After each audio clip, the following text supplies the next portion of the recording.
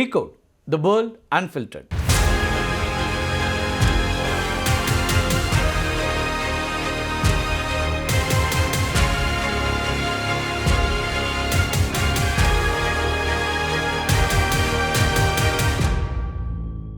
அமெரிக்க Iran போர் மற்றும் Hormuz நீரிணை முடக்கம் இதுக்கு இடையில அதிபர்கள் ட்ரம்ப் மற்றும் ஜி ஜின்பிங் பங்கேற்ற உச்சி மாநாடு நடந்து முடிந்திருக்கு. இதை பற்றி நம்ம ஏற்கனவே ஒரு காணொலி வெளியிட்டிருக்கிறோம். அதனுடைய தொடர்ச்சி தான் இன்றைய பகுதி. பெரிதும் எதிர்பார்க்கப்பட்ட ஈரான் விவகாரத்தில் எந்த முடிவும் எட்டப்படாமல் தான் இந்த உச்சி மாநாடு நிறைவடைந்திருக்கிறது. பெய்ஜிங்கில் இருக்கக்கூடிய ஜொங்னான் ஷா பூங்காவில் ஷி ஜின்பிங்கோட நடந்த பேச்சுவார்த்தைக்கு பிறகு ட்ரம்ப் என்ன சொன்னார்னா, நாங்கள் ஈரான் பற்றி விவாதித்தோம், போர் முடிவுக்கு வர வேண்டும் அப்படிங்கிறதுல ரெண்டு பேருக்குமே ஒரே மாதிரியாக தான் கருத்து இருந்தது, ஈரான் அணு ஆயுதம் வைக்கிறத நாங்கள் விரும்பவில்லை அப்படிலாம் குறிப்பிடுறாரு. ஹார்முஸ் நீரிணை திறக்கப்பட வேண்டும் அப்படின்னு பொதுப்படையாக சொல்கிறாரு ட்ரம்ப். ஆனால் இதுக்கான எந்த ஒரு தெளிவான திட்டத்தையோ அல்லது உடன்பாட்டையோ ட்ரம்ப் வெளியிடலை. இன்னொரு பக்கம் சீனாவுடைய அதிகாரப்பூர்வ அறிக்கையில் இது மத்திய கிழக்கு சூழல் அப்படின்னு வெறும் ஒற்றை வரியில் அதை கடந்து போகிறாங்க. ஈரான்கிட்ட இருந்து அதிக அளவில் எண்ணெய் வாங்கக்கூடிய நாடு சீனா அப்படிங்கிறதுனால தன்னுடைய செல்வாக்கை பயன்படுத்தி ஈரானை கட்டுப்படுத்தணுங்கிறது தான் அமெரிக்காவுடைய ஒரு திட்டமாக இருந்துச்சு. அதுக்கு அமெரிக்கா அழுத்தம் கொடுத்துட்ருக்குறாங்க. ஈரான் விவகாரத்தில் சீனா உதவ விரும்புவது உண்மைதான். ஆனால் அமெரிக்கா தன்னுடைய சுமையை தங்கள் மீது திணிக்க பார்ப்பதா சீன இராணுவத்தினுடைய ஓய்வு பெற்ற மூத்த கர்னலும் சிங்குவா பல்கலைக்கழக பேராசிரியருமான ஜூபோ அப்படிங்கிறவர் குறிப்பிடுறாரு. இந்த நெருக்கடிக்கு அமெரிக்கா தான் காரணம், அதை சீனா சரி செய்ய வேண்டிய அவசியம் இல்லை அப்படின்னும் இந்த ஜூபோங்கிறவர் குறிப்பிடுறாரு.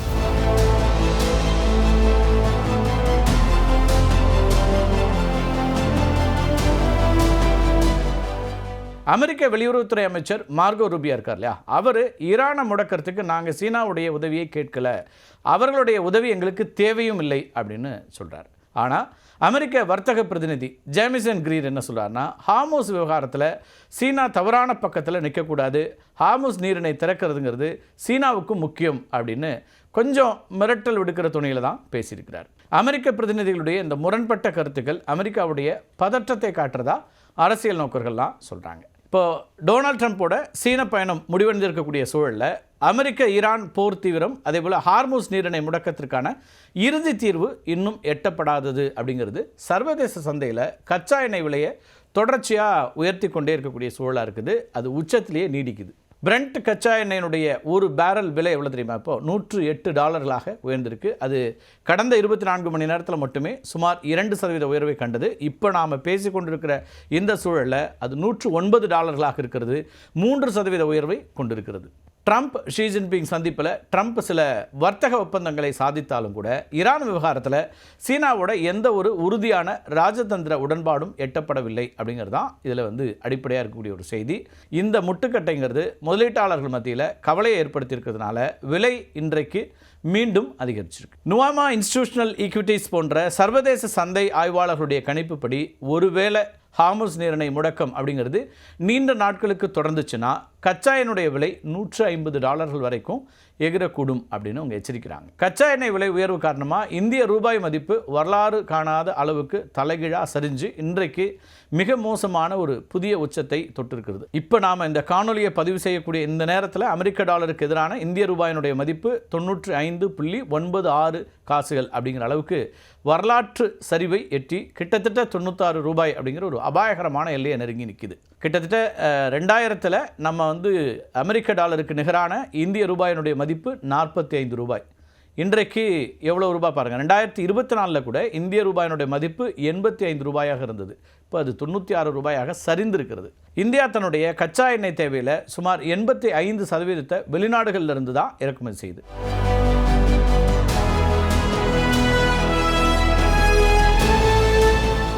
இப்போ ஹார்முஸ் நீரிணையில் ஏற்பட்டிருக்கக்கூடிய முடக்கத்தினால கச்சா எண்ணெய் விலை உச்சத்தை எட்டியிருக்கு. இந்திய எண்ணெய் நிறுவனங்கள் கச்சா எண்ணெயை வாங்குறதுக்கு அதிகப்படியான டாலர்களை செலவு பண்ண வேண்டியிருக்கு.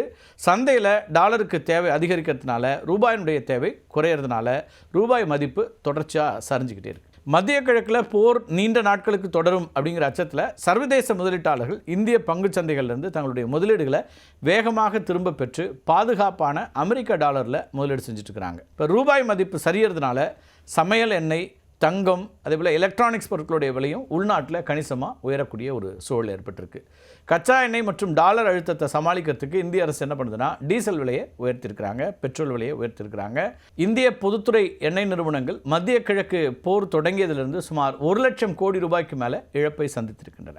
இன்றைக்கு ஏற்றிருக்கக்கூடிய இந்த 3 ரூபாய் விலை உயர்வு இருக்கு இல்லையா, அது எண்ணெய் நிறுவனங்களுடைய மாதாந்திர இழப்பான 55,000 கோடி ரூபாயில் வெறும் 5,000 கோடியை தான் இப்போ குறைக்கும். அதாவது தினசரி இழப்புங்கிறது 1,600 கோடியிலிருந்து 1000 கோடி ரூபாயாக குறையுமே தவிர நிறுவனங்கள் தொடர்ந்து நஷ்டத்திலேயே தான் இயங்கும். ஒரு பக்கம் கச்சா எண்ணெய் விலை ஏற்றம், இன்னொரு பக்கம் ரூபாய் மதிப்பு சரிவு அப்படின்னு இந்தியா இரட்டை தாக்குதல்களை இப்போ எதிர்கொண்டுட்டு இருக்குன்னு தான் சொல்லணும் பொருளாதார ரீதியாக. ஈரான் மற்றும் தைவான் போன்ற முக்கிய அரசியல் விவகாரங்களில் சீனாவிடமிருந்து ட்ரம்ப்பால் எந்த ஒரு உறுதியான வாக்குறுதியையும் பெற முடியல. ஆனால் அதுக்கு பதிலாக சீனா கிட்ட இருந்து அமெரிக்கா கச்சா எண்ணெய், சோயாபீன்ஸ், அதே போல் 200 போயிங் விமானங்களை வாங்குவதற்கான வர்த்தக ஒப்பந்தங்களை ட்ரம்ப் பெற்றிருக்கிறார். 500 போயிங் விமானங்களை சீனா வாங்கியிருப்பதா ட்ரம்ப் சொல்லிட்டு இருந்தார். ஆனால் இப்போ 200 விமானங்களை வாங்குறதுக்கு மட்டும் சீனா ஒப்புக்கொண்டிருக்கிறது. இப்போ சீனாவுக்கு ட்ரம்ப் தனியாக போகலை. உலக பொருளாதாரத்தை ஆட்டி படைக்கக்கூடிய 16 முன்னணி அமெரிக்க நிறுவனங்களுடைய சிஇஓக்களை அழைச்சிட்டு போனார். இந்த நிறுவனங்களுடைய மொத்த சந்தை மதிப்பு இருக்கு இல்லையா, அது சீனாவுடைய ஒட்டுமொத்த ஜிடிபியில் 82%. ஜெர்மனியினுடைய ஒட்டுமொத்த பொருளாதாரத்தை விட இது 4 மடங்கு அதிகம். இந்த செயல் தலைவர்களும் சீன அதிகாரிகளும் தீவிரமான ஆலோசனை நடத்தி பல ஒப்பந்தங்களை மேற்கொண்டிருக்கிறாங்க. ஆந்த்ரோபிக் நிறுவனத்தினுடைய மித்தாஸ் போன்ற அதிநவீன ஏஐ மாடல்கள் சைபர் தாக்குதலுக்கு பயன்படுத்தப்படும் அபாயம் அதிகரிக்கக்கூடிய சூழலில் தான் ஏஐ விவகாரம் இந்த மாநாட்டினுடைய முதன்மை பொருளாக இருந்திருக்குது. உலகின் 2 பெரும் ஏஐ சூப்பர் பவர்களான அமெரிக்காவும் சீனாவும் தங்களுக்குள்ளே ஏற்படக்கூடிய தவறான புரிதல்களை தவிர்க்கிறதுக்காகவும் ஏஐ தொழில்நுட்பத்தினுடைய அபாயங்களை குறைக்கிறதுக்கும் புதிய அமைப்பை உருவாக்குறது அப்படின்னு ஒப்புக்கொண்டிருக்கிறார்கள். இராணுவம் அல்லது சைபர் பாதுகாப்பு துறையில் எழக்கூடிய அவசர ஏஐ தொழில்நுட்ப தவறுகளை உடனடியாக சரி செய்யறதுக்கு 2 நாடுகளுக்கும் இடையில் பிரத்யேக ஹாட்லைன் அமைக்கிறதுக்கும் ஒப்புக்கொண்டிருப்பதா வரக்கூடிய செய்திகளை பார்க்குறோம். இந்த அதிநவீன ஏஐ மாடல்கள், அதாவது ஃப்ரண்டியர் மாடல்ஸ் இருக்கு இல்லையா, அது தவறான கைகளில் சிக்காமல் இருக்கிறதுக்கும் சில குறைந்தபட்ச பாதுகாப்பு விதிகளை 2 நாடுகளும் பின்பற்றணும் அப்படின்னு முடிவு பண்ணியிருக்காங்க. இப்போ சீனாவுடைய முன்னணி தொழில்நுட்ப நிறுவனங்களான அலிபாபா, அதே போல் டென்சென்ட், டிக்டாக், தாய் நிறுவனமாக இருக்கக்கூடிய பைட்டான்ஸ், JD.com இவங்களுக்கெல்லாம் ஏஐ சிப்களை விற்கிறதுக்கு NVIDIA நிறுவனத்திற்கு அதிபர் ட்ரம்ப் அனுமதி கொடுத்துருக்காரு. இந்த நிறுவனங்கள் ஒவ்வொன்றும் தலா 75,000 யூனிட்ஸ் வரைக்கும் NVIDIA H200 ஏஐ சிப்புகளை நேரடியாகவோ அல்லது 3ஆம் தரப்பு மூலமாகவோ கொள்முதல் செய்கிறதுக்கு அமெரிக்கா பச்சை கொடி காட்டியிருக்கு. ஆனால் இந்த சிப்ஸ் இருக்கு இல்லையா, இது இராணுவ தேவைகளுக்கு பயன்படுத்தக்கூடாது அப்படிங்கிற கடுமையான விதிமுறையும் நீடிக்குது. கடந்த சில வருடங்களாக நீடித்து வந்த டிக்டாக் விவகாரத்திற்கு இந்த மாநாட்டின் போது மாடல் ஜாயிண்ட் வெஞ்சர் அமைக்கிறதுக்கு இறுதி ஒப்பந்தம் செய்யப்பட்டது. இது மூலமாக பைட்டான்ஸ் நிறுவனம் டிக்டாக்ல சிறு அளவிலான பங்குகளை மட்டுமே வைத்திருக்கும். பெரும்பான்மை பங்குகள் அமெரிக்க முதலீட்டு குழுவிடம் ஒப்படைக்கப்படும். அது மட்டும் இல்லாமல் அமெரிக்க பயனர்களுடைய டேட்டா செக்யூரிட்டி, அது மட்டும் இல்லாமல் அல்காரிதம், இந்த கண்காணிப்பு பொறுப்பை அமெரிக்காவில் ஆரக்கல் நிறுவனம் முழுமையாக இருக்கும். தொழில்நுட்ப மோதல்களை தீர்க்கிறதுக்காக இந்த டிக்டாக் உடன்படிக்கை ஒரு முன்மாதிரியாக காட்டப்பட்டிருக்கு.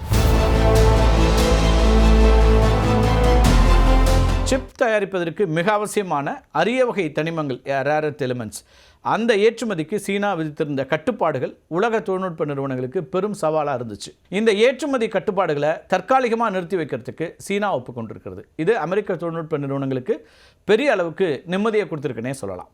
அமெரிக்கா தன்னுடைய தேசிய பாதுகாப்பு சார்ந்த சிப் கட்டுப்பாடுகளை, அட்வான்ஸ்டு டெக்னிக்கல் கண்டெய்ன்மெண்ட் இருக்கு இல்லையா, அது முழுமையாக கைவிடலை. ஆனாலும் NVIDIA சிப்களுக்கான இந்த தளர்வு தொழில்நுட்ப பங்குகளை பெரிய அளவுக்கு எகிர வச்சிருக்குன்னே சொல்லலாம். வால்ஸ்ட்ரீட் NVIDIA நிறுவனத்துடைய சந்தை மதிப்பு $6 ட்ரில்லியன் நெருங்கி உலக சாதனை படைச்சிருக்குது. இதுக்கடையில் சீன அதிபர் ஷி ஜின்பிங் அமெரிக்காவை ஒரு வீழ்ச்சியடைந்து வரும் நாடு, டிக்ளைனிங் நேஷன் அப்படின்னு பெய்ஜிங் உச்சி மாநாட்டின் போது ட்ரம்ப்போட முகத்துக்கு நேராக வர்ணித்ததுங்கிறது பெரும் சலசலப்பை ஏற்படுத்துச்சு. அமெரிக்காவில் தற்போது நீடித்து வரக்கூடிய கடுமையான பணவீக்கம், கட்டுப்பாடற்ற எல்லை பிரச்சனைகள், அது மட்டும் இல்லாமல் உள்நாட்டு அரசியல் பிளவுகள், இதையெல்லாம் சுட்டிக்காட்டி அமெரிக்காவால் இனி பழையபடி உலகை ஒற்றை நாடாக ஆள முடியாது அப்படிங்கிறது தான் ஷி ஜின்பிங் சுட்டிக்காட்டியிருக்காரு. இப்போ அமெரிக்கா ஈரான் போர் உச்சத்தில் இருக்கக்கூடிய இந்த சூழலில் ஹார்மோஸ் நீரிணையை அமெரிக்காவால் தனித்து திறக்க முடியாமல் சீனாவுடைய உதவியை நாடி வந்தது தான் வாஷிங்டனுடைய வீழ்ச்சிக்கு சான்று அப்படிங்கிறது பெய்ஜிங்கோட கணிப்பாக இருக்குது. ஷி ஜின்பிங் ட்ரம்ப்போட பேசும்போது அமெரிக்கா வீழ்ச்சியடைந்து வரும் நாடு அப்படிங்கிறத உணர்ந்து வளர்ந்து வரும் சீனாவை தங்களுக்கு சமமான ஒரு நாடாக மதிக்க பழகி கொள்ள வேண்டும், அப்பதான் இரு நாடுகளுக்கும் இடையில மோதலை தவிர்க்க முடியும் அப்படின்னு மிக தெளிவாக உணர்த்தியிருக்கிறார். இந்த உச்சி மாநாடு நடந்து முடிஞ்ச பிறகு ஃபாக்ஸ் நியூஸ் ஊடகத்திற்கு அளித்த பேட்டியில் ஷி ஜின்பிங்கோட இந்த விமர்சனத்தை தான் ஏன் மறுக்காமல் ஏற்றுக்கொண்டேன் அப்படிங்கிறதுக்கான ஒரு விளக்கத்தை கொடுத்திருக்காரு அமெரிக்க அதிபர் டொனால்ட் ட்ரம்ப். கடந்த சில வருடங்களாக அமெரிக்கா ஒரு வீழ்ச்சியடையும் நாடாகத்தான் இருந்து வருகிறது. நம்முடைய எல்லைகள் திறந்து கிடக்கின்றன, பணவீக்கம் நம்மை அழிக்கிறது. ஒரு பிஸ்னஸ் மேனா